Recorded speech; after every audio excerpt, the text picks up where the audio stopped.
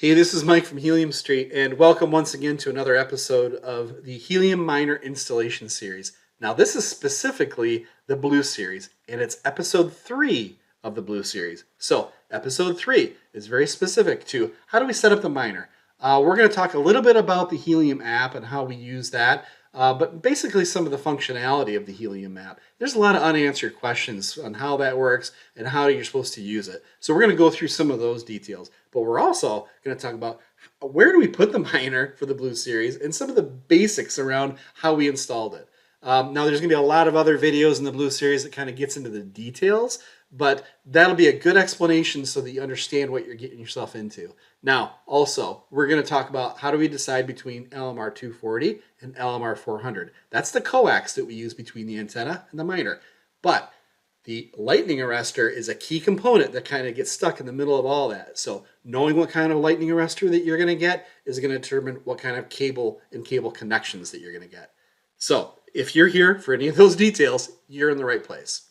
Also, heliumstreet.com is where you go to access the Blue Series content, okay? The Blue Series, all the products, parts, and the pieces that are related to Blue Series, you're going to be able to go to that section of heliumstreet.com to access those, okay?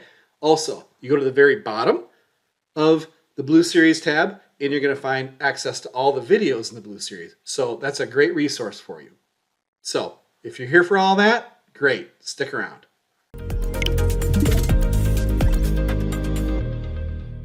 All right, so here's the basic layout for our miner on the Blue Series. You might be surprised to see that this is a rack version 2 Helium Hotspot supplied by CalChip and not the Bobcat that was up here before. We pulled the Bobcat out and we put this rack in, and we're going to use the Bobcat in another application where we did an outdoor enclosure at another location, and we're using that Bobcat inside that. So, but that's beside the point. So what we've done is we've pulled an LMR-240 off of the antenna, along with a 10 gauge ground wire off the mast, brought all that down. All this business here we explain in detail in our grounding video, so check that out. And then we have our rack version 2 that, like I said, was supplied by the LMR-240, but also is fed by Ethernet. This is the buried Ethernet that we get from cables.com. And that goes down to the main floor of this structure, this building, and then it gets buried over to the other building, and that gets plugged into the gateway.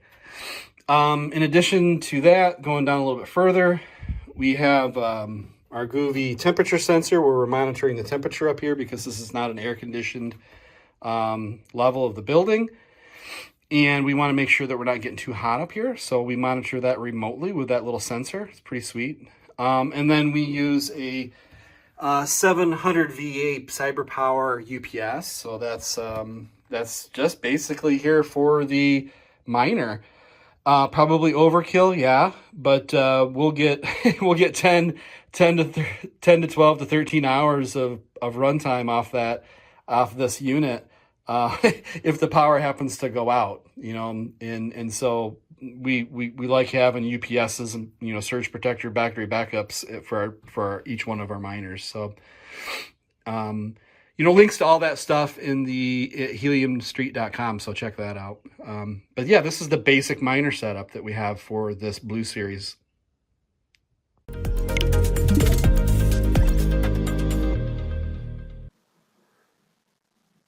All right, so now that we've shown you a little bit about how we set up the miner, the space that you would put it in, the different types of accessories and components that go with it.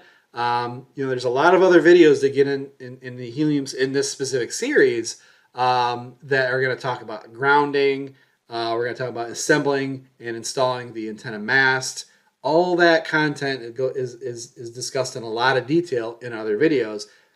This video's intent here is just to really kind of explain, what it is that we do to set up the miner in the space that it kind of lives, right? But also, we wanted to explain a little bit about how the Helium application works. So it's an Android or iOS app that you would have on your phone. You would basically have that installed on your phone before you even open up the box for your miner. I mean, you got to have that account set up. It's an application that is essential. It's completely required to manage your Helium hotspots. And when you set it up, you set up the application to manage your hotspots. It's also the wallet that keeps that specific HNT cryptocurrency. It keeps all that HNT that you earn from mining, and it's a wallet to keep it. And it's also a place that you would send it from to another wallet. So if you had a Binance account, you would send it from this location inside the app to your Binance account. And so when you set it up, you got to make sure that you understand that there's the 12 secret words that you have to absolutely keep protected, and you need to save those somewhere because those words are the only way that you can recover your account. So very important that you maintain those 12 secret words. Also know that, this one app is the app that you would use to manage all of your miners. You might have 1 or 100, but all those miners are going to be handled on one account for your miners. Okay. Also know that there's basically you open up the app and you can see your basic status, and it shows a listing of all of your miners. So then you can go down and you can go into any one of those miners and you can see its performance. So I'll do that right now. So you go into that specific miner, and it gives you all the statistics that it would have for basically periods of time. You can look at, for example, its performance over a 24-hour period. You can look at its performance over a 7-day period, or a 14-day period, or a 30-day period. That's all within the app for that specific miner. I can back up and I can go into a different miner, but basically I'm looking at the performance for that specific miner. So there's one area that is super important on the app. And when you're in and you're looking at the statistics for that one miner, you can go up to that little gear icon in the upper right-hand corner. And then that basically opens up all your hotspot settings for that specific hotspot. Okay? And you can transfer your hotspot from here. You can go into discovery mode where you can identify ideal hotspot placements and so on. You can explore that more. You can also update your hotspot location or any of your antenna details. So if you change a hotspot from one location to another, that's where you do it. And also, if you upgrade your antenna, you go from, 5 dBi to 5.8 to an 8 dBi or something like that, or you go from stock to something else. You change not only the type of antenna, but also the height of your antenna right from that location in the app. If you need to pay, now the very bottom section here is where you pair your phone to your hotspot. And the reason why you would pair it through Bluetooth is so that you can make other changes. And the one big change is in the event, say for example, you've got your hotspot is connected with an Ethernet wire or an Ethernet cord, like Cat 6 or something like that. Well, if you want to change it to Wi-Fi, then that's how you would change it to Wi-Fi, and you would connect it to a Wi-Fi network from that, but you'd have to pair with it first. So a lot of this, you don't have to be right up next to the miner to make the changes. So for example, the location. I don't need to be right in front of the miner to change its location in the Helium app. I can be anywhere. I can be on the other side of the country, and I can change my miner. Let's say, for example, I'm in California, and I've got a miner in New York. I can change its location right here based on either address or a geographical location.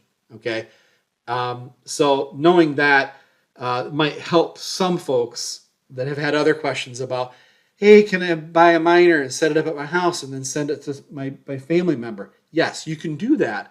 But in most cases, you can do everything except for some of the Wi-Fi Ethernet stuff. So what I would do if I was going to be doing something like that, I would probably set it up at home first, set it up for Ethernet, package up the miner, send it to New York, have my family friend install it at their place, and then I would change the location of the miner after they connect it to Ethernet from my house in California. Okay, so that's a possibility. So you'll have to experiment a little bit with that. Some of that stuff is possible. Some of it gets a little bit difficult. So just know that that type of thing is a possibility. And also from the Helium app, you can go right to the Helium Explorer right from the app for that specific miner so that you can see more statistics, mining rewards, challenges, witnesses. You can see a lot more details on the Helium Explorer by accessing it from the app. So those are all possibilities. And I want to make sure that you get kind of like a basic understanding of how the Helium application works.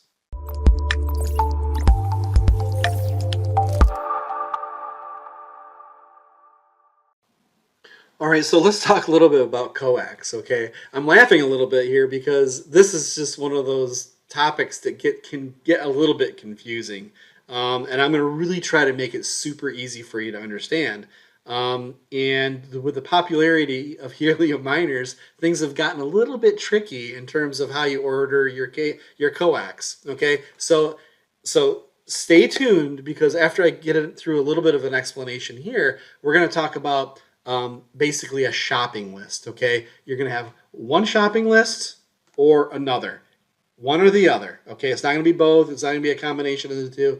I'm going to make this super simple for you to understand, depending on the type of lightning arrestor that you can get your hands on, okay? Because that's kind of the thing that's kind of holding a lot of us back lately, is being able to get our hands on a lightning arrestor.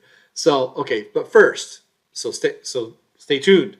But first, we want to talk a little bit about the LMR-240 and the 400. That's the coax that you're going to be connecting your antenna to your hotspot, okay? It's going to be one cable or it's going to be the other. And determining whether you buy the 240 or the 400 is all going to be based on how far of a run you have between those two devices, between the antenna and your miner, okay? We'll talk about that. But there's other considerations also when you decide between the 240 and 400. And I want to show you. It's a physical difference. Okay, so this is the 240. Okay, and this is the 400. Okay, pretty thick and pretty rigid. Okay, this is a little bit hard to use. This is quite a bit easier to use. When we can do 240, we do 240 because we like the way it runs around corners and over joists and through holes, and through walls and so on. But sometimes because our runs are a little bit longer, we need to go with the 400. Now we work with MPD Digital. They're a super good company. We're really happy with them. They got great customer service and they've got outstanding products. These are Times Microwave brand coax cables right here, which are really considered to be kind of like top of the line coax. But MPD Digital has also kind of come up with their own MPD 400. Also, they call this a Superflex. It's a little bit more of a flexible LMR-240 or LMR-400. It's a little bit easier to use than this one. The price point's a little bit lower on the MPD brand one. So just know that those two options are available. And MPD Digital's made a discount code available to the Helium Street viewers. And so if you go to heliumstreet.com and you can go to a lot of different pages and you can find links to the MPD Digital custom cut cable pages. But just know that the discount code is going to be on heliumstreet.com and the links to either the 240 or the 400 will be there also. So get on to heliumstreet.com and you'll be able to check those out. But those are the basic differences between the cables. So when you got to decide on which one you're going to use for your application, it's going to be based on the run length, okay? And I'm just going to kind of make this real general. You can get it a lot more technical with this if you would like to. But basically, if you're going to be going up to 25 feet, you can go with the 240. And just know that right here, it states, I've kind of put in a little bit of a reference at the bottom of the page here, that a 25-foot length of LMR-240 has 2.2 dB of signal loss. Okay, so hold on to that for a second.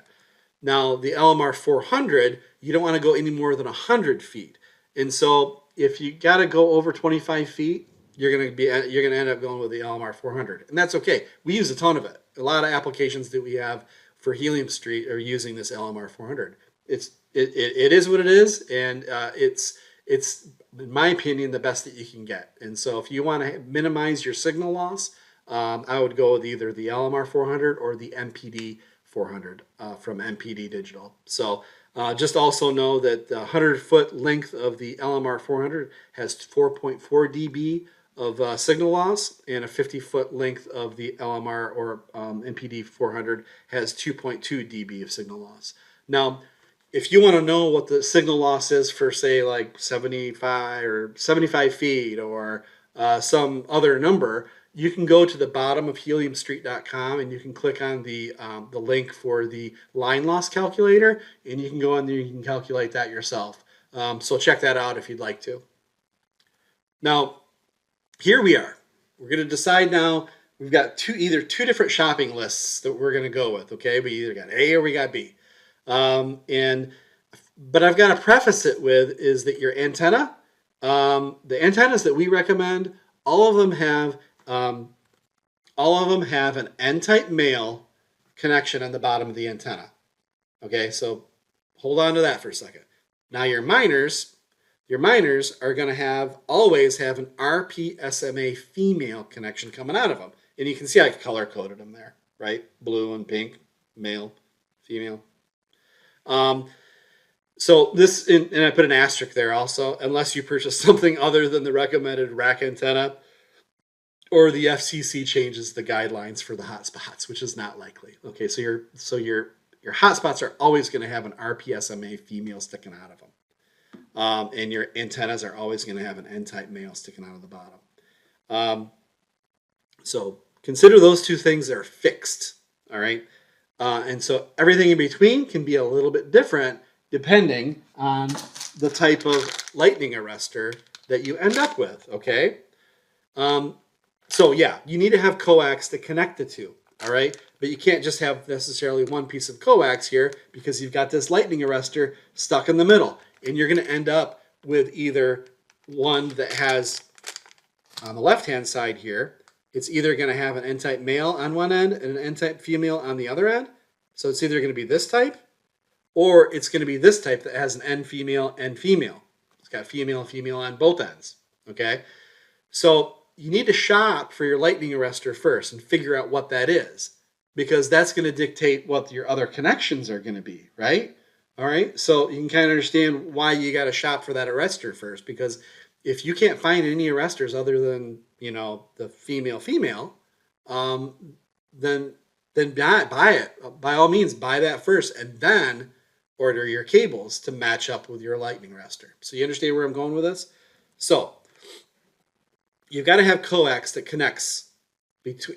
You got to have two pieces of coax in this case, right? You've got your arrestor in the middle. So you got one piece of coax that goes from your antenna to this end of your arrestor, and you're going to have another piece of coax that goes from this end of your arrestor to your minor. Okay, so you're always going to be pretty much buying two pieces of cable. Now, I can only think of an example maybe where you're not going to have a lightning arrestor, and that might be like an installation that might be a little bit different. We won't get into a lot of details with that, but pretty much you're always going to have a lightning arrestor because you're always going to want to ground your system. Okay, and check out the Helium Street video for grounding, and that'll give you a lot of explanation on how that works. Okay, so considering this specific type of lightning arrestor, okay, this happens to be the one that has the N female on one end and the N male on the other, okay? So you can see, you're going to have to buy a piece of coax that goes from here to here for this specific recipe that looks like this, okay? You're going to need, in this type of configuration where you've got the female and the male connections on your lightning arrestors, you're going to need to have a piece of either LMR-400 or 240 that looks like this. It's going to have a female N-type on one end and a male N-type on the other, okay, for this specific configuration. The other piece of coax is going to have a female, okay, it's going to have a female N-type here, and then it's going to and they're always going to be a male RP-SMA connection at that end, okay? That won't ever change either, right? So this is your shopping list, okay? You've already purchased number 2 here. You've already purchased your arrestor. So you just have to now purchase number 1 and number 3, okay? It's going to be 2 pieces of coax. One of them is going to have an N female to an N male, and the other piece of coax is going to be an N female to RP SMA male, okay? So that's your shopping list if you end up with this type of lightning arrestor. Now, let's go to the second configuration, okay? The second configuration is, which seems to me to be the most common lately. I've been able to get these lightning arrestors a little bit more readily available lately for some reason.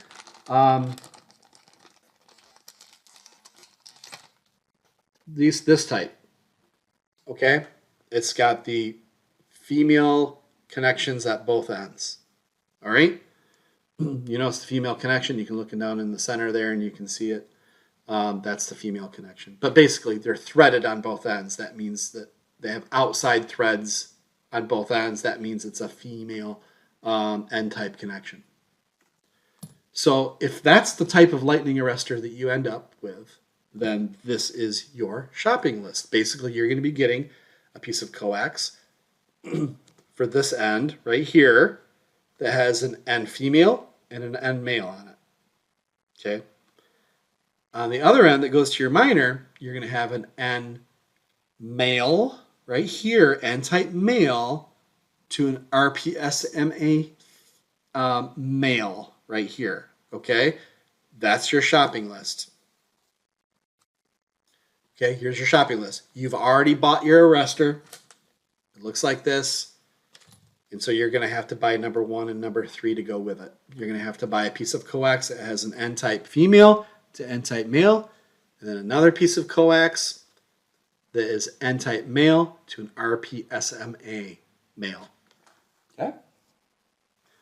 So that's your second possibility for a shopping list at MPD Digital. Okay, you know, you'd already decided whether or not it's going to be the 240 or the 400, and then you're going to go into these 2 different layouts to decide what type of coax that you need to get.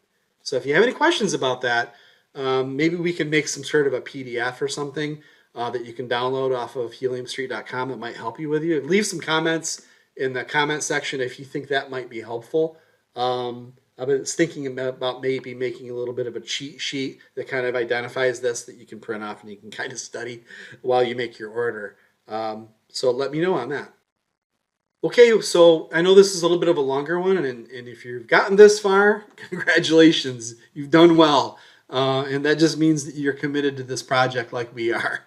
And so if you got anything out of this video, make sure that you like and subscribe, hit that bell icon, bookmark this video, make sure you visit heliumstreet.com for all those links. Those are affiliate links and they help us out with this channel to continue to make the content. We've got more coming. This is the blue series number 3. And we've got purple on the way. Red's pretty much done. So go to heliumstreet.com where you'll be able to see all those videos that are available. Also, that's another great place on that website that you can check out what videos have been published for all this different content for this minor installation series. So, hey, thank you so much again for being here, and we'll see you next time.